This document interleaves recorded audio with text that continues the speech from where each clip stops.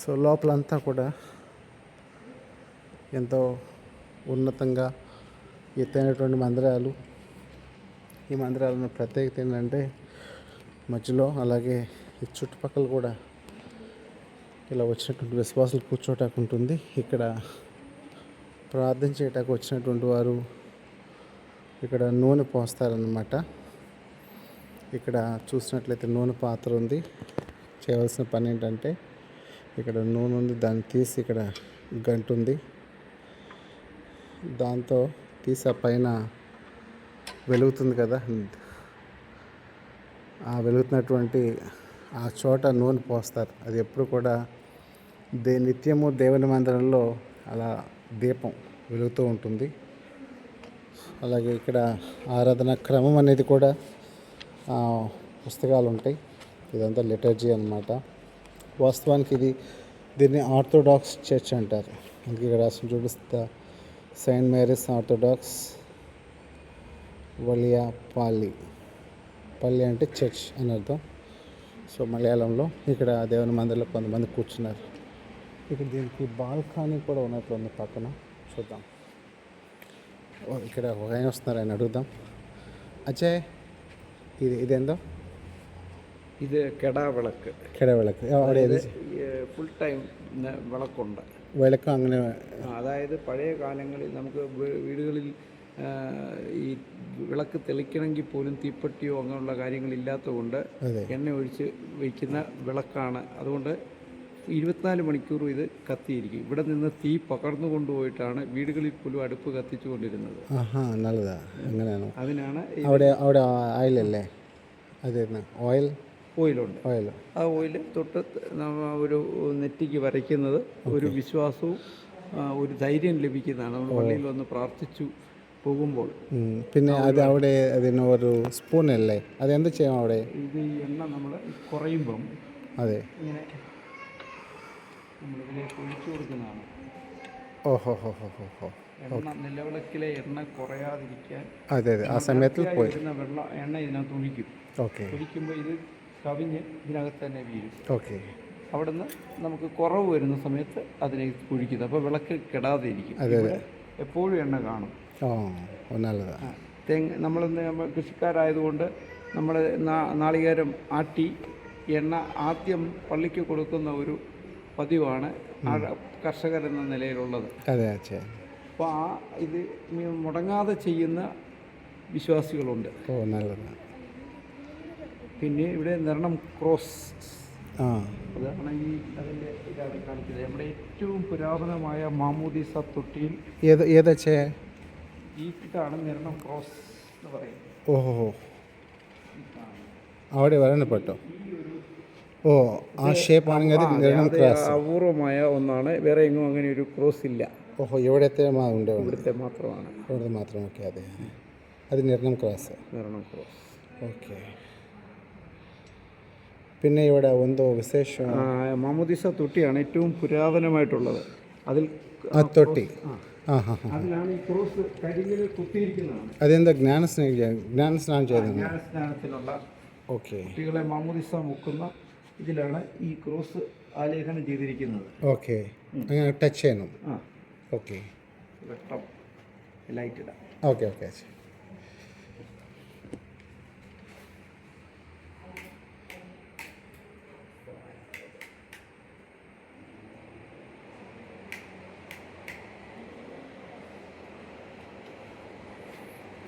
ഇത് നിരണം ക്രാസ് അല്ലേ? ഈ ക്രോസാണ്. നമ്മളത് രൂപകൽപ്പന ചെയ്ത് ബാബാ തിരുമേനിയെ കൊണ്ട് പ്രാർത്ഥിച്ചു വെച്ചിരിക്കുന്ന ക്രോസാണ്. ഏറ്റവും പുരാതനമായ ഒറ്റക്കല്ലിൽ തീർത്തിരിക്കുന്ന മാമോദീസ തൊട്ടി. മാമോദീസ കുഞ്ഞുങ്ങളെ മാമോദീസ മുക്കുന്നത് ഇതിൽ നിന്ന് പ്രാർത്ഥിച്ച് വെള്ളമെടുത്താണ് ഇവിടെ വെച്ച് അവരെ ജ്ഞാനസ്നാനം കഴിപ്പിക്കുന്നത്. നല്ലത്, സന്തോഷം. അച്ഛൻ്റെ പേരെന്നാ? എൻ്റെ പേര് എബി അച്ഛൻ. നല്ലത്, സന്തോഷം. എൻ്റെ പേര് പരഞ്ജ്യോതിയാ. ഞാൻ പാസ്റ്റർ ആന്ധ്രയിലോ ഗുണ്ടൂർ കേട്ടിട്ടുണ്ട് അച്ഛൻ. അവിടെ തന്നെ പറഞ്ഞതാണ്. ഇത് നമ്മുടെ ഒരു പൗരാണികത്വത്തെ ആണ് വിശ്വാസം എന്ന് പറയുന്നത്, അങ്ങനെയാണല്ലോ അതെ, വരുന്നത്, അതെ. കണ്ടിന്യൂവേഷൻ. അതെ അതെ. ഈ മാർത്തോമാസ്ലിഹ ഇവിടെ വന്നപ്പോൾ നാട് കടത്താൻ വേണ്ടി അന്നത്തെ ആളുകൾ മാർത്തോമാസ്ലിഹയുടെ മേൽ കുറ്റം ചുമത്തി. ആ അപ്പം ഇവിടെ ഒരു വയ്യാതെ കിടക്കുന്ന കുട്ടിയുടെ അപ്പനെ കൊണ്ട് കഴുത്തറുത്ത് കൊന്നുകളഞ്ഞു. അത് മാർത്തോമാസ്ലിഹ ചെയ്തതാണെന്ന് കുറ്റം ചുമത്തി നാട് കടത്താൻ. അതെ. തോമാസ്ലിഹയെ വിസ്തരിക്കുന്ന സമയത്ത് കുട്ടിയുടെ ഉടലും ശരീരവും വെച്ച് പ്രാർത്ഥിച്ച് നല്ലത്, അത് സന്തോഷം. വീണ്ടും ജീവൻ വെച്ചു. അതെ, ജീവൻ വെച്ചു. അവരെ ശീമോൻ എന്ന പേര് സ്വീകരിച്ച് ക്രിസ്തീയ ഇതിലേക്ക് വന്നു. ഓക്കെ. ഇവിടെ ഇങ്ങനെ ഈ ഏതെന്ന ഇവിടെ നിർണയത്തിൽ പള്ളിയിൽ ഈ പള്ളി എങ്ങനെ ആരംഭിച്ചത്? തോമാസ്ലിഹ ഇങ്ങനെ വരുന്ന സമയത്ത് കൊടുങ്ങല്ലൂർ ഇറങ്ങി, കൊടുങ്ങല്ലൂർ, പിന്നെ അവിടെ നിന്ന് ഇങ്ങനെ പറവൂര്, ഇവിടെ ഗോക്കമംഗലം, ആലപ്പുഴ, അതെ അതെ, മൂന്നാമത് ഇതെല്ലാം വള്ളത്തേലും ഒക്കെ ഉള്ള യാത്രയാണ്, ബോട്ട്. അതെ അതെ, ബോട്ടിൽ വരുന്നുണ്ട്. അപ്പം അങ്ങനെ വന്ന് ഇങ്ങോട്ട് ബോട്ട് സർവീസാണ് ഈ വെള്ളം. നിരണം എന്ന് പറയുന്നത് തുറമുഖ പട്ടണമാണ്. തോമത്ത് കടവ് എന്ന് പറയുന്നൊരു തോമ എത്തിയ കടവ്, മലയാളത്തിന്റെ, അത് ഇവിടെ 1 കിലോമീറ്റർ അപ്പുറയാണ്. അവിടെ നിന്ന് കാൽനടയായി വന്ന് ആദ്യം പള്ളി സ്ഥാപിക്കാൻ വേണ്ടി അപ്പുറം ഒരു സ്ഥലത്ത് അവിടെ നിന്ന് വിരോധികൾ കുരിശെടുത്ത് കളഞ്ഞു. അത് വന്ന് അടിഞ്ഞ സ്ഥലമാണിത്. ഇവിടെയാണ് പള്ളി സ്ഥാപിക്കപ്പെടുന്നത്. അവിടെ അപ്പുറത്തെ ഒരു ബണ്ടയിലിരിക്കല്ല തോമസ്ലിഹയുടെ തിരുശേഷിപ്പ് അവിടെയുണ്ട്. അതുപോലെ തന്നെ മാതാവും ബഹനാൻ സഹതായും പ്രത്യക്ഷപ്പെട്ട സ്ഥലമാണ്. പൊന്നിൻ കുരിശുണ്ട്. അത് പെരുന്നാളിന് മാത്രമേ എടുക്കാറുള്ളൂ. 10.5 കിലോഗ്രാം 10.5 kg സ്വർണം. ഇപ്പോഴൊന്നുമുള്ള അല്ല, രാജഭരണകാലത്തെ ഇവിടുത്തെ കുരിശാണ്. ഗോലപ്പൻ എന്ന് പറയുന്നത് ഗോൾഡും തങ്കവും ചേർന്നാണ്. അത് സ്ട്രോങ് റൂമിൽ, ഇവിടെ അന്നത്തെ സ്ട്രോങ് റൂം എന്ന് പറയുന്നത് ഈ നിലവറയാണ്. അതിൽ നിന്ന് 7 കൂട്ടാണ്. 7 കൂട്ട് തുറന്നാണ് ഇത് എടുക്കുന്നത്. അപ്പോഴത്തേക്കും ഇത് കൊണ്ടുപോകാൻ പറ്റാതെ വന്നു. അവരുടെ സാക്ഷ്യം പറയുന്ന മനോരമയുടെ ന്യൂസ് അവിടെ ഇത് കൊടുത്തിരിക്കുന്നത്. അങ്ങനെയാണ് ബഹനാൻ സഹതായും ദൈവമാതാവും ഒരു സ്ഥലത്ത് പ്രത്യക്ഷപ്പെട്ടു എന്ന് പറയുന്നു. അതിന് മലവിസർജനം നടത്തി മലിനപ്പെടുത്തിയാണ് ഇവിടുന്ന് കൊണ്ടുപോകുന്നത്. ചാക്കിനകത്ത് കപ്പയുടെ ഇലയൊക്കെ വെച്ച് കെട്ടി കപ്പയും കൊണ്ടുപോവാണെന്നാണ് പറയുന്നത്. ടപ്പിയോക്ക. അങ്ങനെ ആണ് അതിൻ്റെ ചരിത്രം പറയുന്നത്. കുറേ ഉണ്ട്. നമ്മൾ ഈ തോമത്ത് കടവിലാണേലും നമ്മുടെ ഒരു ഇതൊക്കെ ഉണ്ട്. എക്യൂമെനിക്കൽ ഒരു ആർട്ട് ഗാലറി ഉണ്ട് അവിടെ, കേട്ടിട്ടുണ്ട്. അതോടൊപ്പം തന്നെ ഈ തോമത്ത് കടവിൽ പ്രേയറിന് ഒരു ചാപ്പലും കടവിലേക്ക് ഇറങ്ങാനുള്ള സംവിധാനമൊക്കെ ഉണ്ട്. സ്നാനം കഴിപ്പിച്ച കടവാണ് നമ്മുടെ ഇപ്പോൾ പായലുമൊക്കെ കയറി കിടക്കുന്നത്. അവിടെ പോയിരുന്നു? പോയില്ല. ഈ നേരെ ഫ്രണ്ട് റോഡ് ക്രോസ് പഠിച്ചത് അവിടെ ഒരു ബോർഡ് ഉള്ളത്. ഞാൻ അപ്പോൾ പോകും. അത് ജ്ഞാനസ്നാനം കൊടുക്കുന്ന സ്ഥലമാണ്. ഇവിടെയാണ് ഈ തോമസ്ലിഹ ജലം മേളിലേക്ക് ഒഴിച്ച് അതവിടെയാണോ? സന്തോഷം. കേട്ടിട്ടുണ്ടോ? പിന്നെ സൂര്യ നമസ്കാരം ചെയ്ത സമയത്തിൽ വെള്ളം ആകാശത്തിൽ അങ്ങനെ നിർത്താമോ? അതെ. അത് ഒക്കെ അങ്ങനെ ഇവിടെ അതിനെക്കുറിച്ച് ഇവിടുത്തെ പാടശേഖരത്തിന് പറയുന്നത് നിരണത്ത് തടവെന്നാണ്. നീരിൽ തടവുണ്ടായ, നീരെന്ന് പറഞ്ഞാൽ വെള്ളം, വെള്ളത്തിൽ തടവുണ്ടായ സ്ഥലമാണ് നിരണം. നല്ലതാ, സന്തോഷം. നിരണം ഒരു അത്ര നല്ല അർത്ഥമായിരിക്കുന്നു അല്ലേ? വലിയ ഒരു വ്യാപാര മേഖല എന്ന് പറഞ്ഞാൽ ആലപ്പുഴയ്ക്ക് ഈ പ്രാധാന്യം കിട്ടുന്നതിന് മുമ്പുള്ള തുറമുഖമാണ്. ഇതൊക്കെ ശബരിമലയ്ക്ക് തമിഴ്നാട്ടിൽ നിന്നും മലഞ്ചരക്കുകൾ ഇവിടെ എത്തിക്കുന്നതും അതുപോലെ തന്നെ കടൽ മാർഗം വരുന്നതും ഇതിൻ്റെ പ്രധാന തുറമുഖ പട്ടണമാണ്. ആലപ്പുഴ വികസനിച്ചപ്പോഴാണ്, ഇപ്പം നമുക്കറിയാം കോവളത്ത് പുതിയ ഇത് വന്നപ്പോഴത്തേക്ക് കൊച്ചിയുടെ ഇതും കൂടെ തമ്മിൽ നോക്കുമ്പോഴേ മാറ്റം വരുന്നത്. പിന്നെ അച്ഛൻ എങ്ങനെ തോമസ് എവിടത്തിൻ്റെ ചെന്നൈ പോയി അവിടെ മരിച്ചത്? അവിടെ ഹത്സാക്ഷായത് മിഷൻ വർക്കല്ലേ? അതെ. മിഷൻ വർക്ക് ഇവിടുന്ന് കൊല്ലം പോയി, കൊല്ലത്ത് നിന്ന് നമ്മൾ തിരുവനന്തപുരം കഴിഞ്ഞ് അരപ്പള്ളി സ്ഥാപിച്ച് പിന്നെ അങ്ങോട്ട് കുറെ ചരിത്രമുണ്ട്, കുറെ പള്ളികൾ വെച്ചിട്ടുണ്ട്. അതിപ്പോഴാണ് അതിനൊരു പ്രസക്തി വന്നത്. ക്രിസ്ത്യൻ കമ്മ്യൂണിറ്റി കുറവായിരുന്നത് കൊണ്ട് ആ കടൽ തീരങ്ങളിലെല്ലാം തോമസ്ലിഹയുടെ പ്രവർത്തനത്തെ കുറിച്ച് പറയുന്നുണ്ട്. അവിടെ മണ്ണിനടിയിൽ ദേവാലയമോ കണ്ടെത്തിയതായിട്ട് അതിനകത്ത് പറയുന്നുണ്ട്. അപ്പം ഒത്തിരി നമുക്ക് അവകാശത്തിൽ ആണെങ്കിൽ കുറച്ചുകൂടെ ഞാനിപ്പം ഇവിടുത്തെ വിശദീകരിച്ച് കൊടുക്കാൻ നിൽക്കാറില്ല. കുറേ കാര്യങ്ങൾ അതിനകത്താണെങ്കിലും ഒരുപാട് നമുക്ക് പറയാനുണ്ട്. അതെ. പിന്നെ അവിടെ ഇപ്പോൾ ജ്ഞാനസ്ഥാനത്തിന് അതെല്ലാം തോമസ് അവിടെ ഒരു മിറാക്കിൾ ചെയ്തില്ലേ, ആ സ്ഥലത്ത് ഇപ്പോൾ അതായത് കുട്ടിയെ ജീവിപ്പിച്ചത് അതാണ് നമ്മുടെ കൽക്കുരിശിരിക്കുന്ന സ്ഥലമാണത്.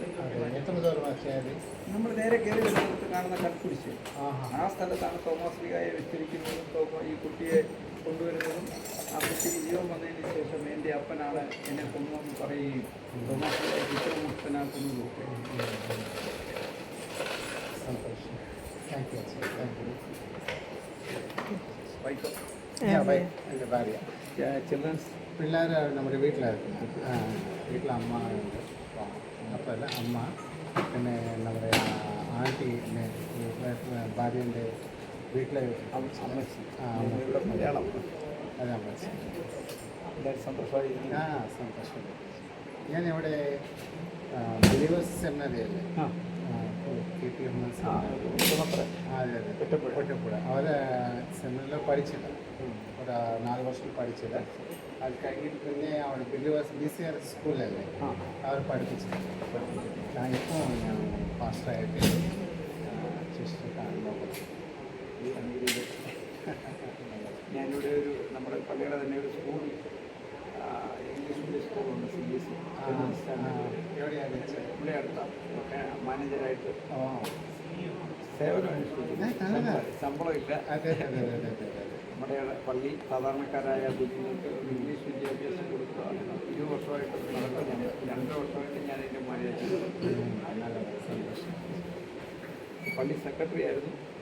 ബ്രദർ 2 ട്രസ്റ്റിയായും മുല്ലപ്പള്ളിയായും പ്രവർത്തിക്കുന്ന കമ്മിറ്റിയിലുണ്ട്. അതെൻ്റെ മൂത്ത ബ്രദറാണ്. അതെ. ശരി. ప్రార్థనలో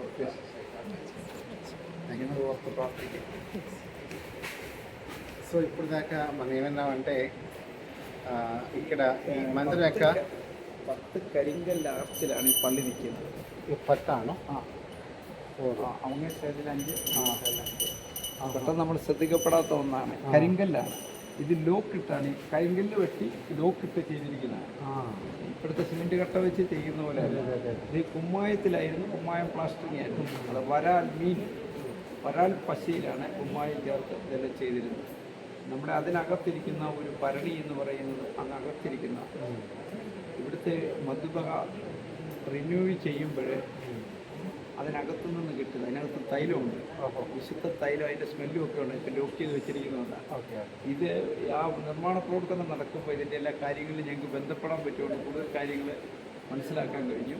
ആ സ്മൃതി മന്ദിരത്തിൻ്റെ അടിവശത്തെ മണ്ണ് വളരെ ഭക്തിപൂർവ്വം വിട്ടിട്ടുണ്ട്. അടിവശത്തെ മണ്ണ് ഇനി പൊളിച്ച് വേണം അതെടുക്കാൻ. അന്നതായതുകൊണ്ട് നമ്മൾ ആ ഒരു അവിടെയാണ് തിരിച്ച് മൊത്തമൊത്തമായിട്ട് തിരിച്ച് അവിടുന്ന് മൈലാപ്പൂരിൽ നിന്നും ഇറാഖിൽ നിന്നും കൊണ്ടുവന്നാണ്. അതാണ് ഇവിടെ സൂക്ഷിച്ചിരിക്കുന്നത്.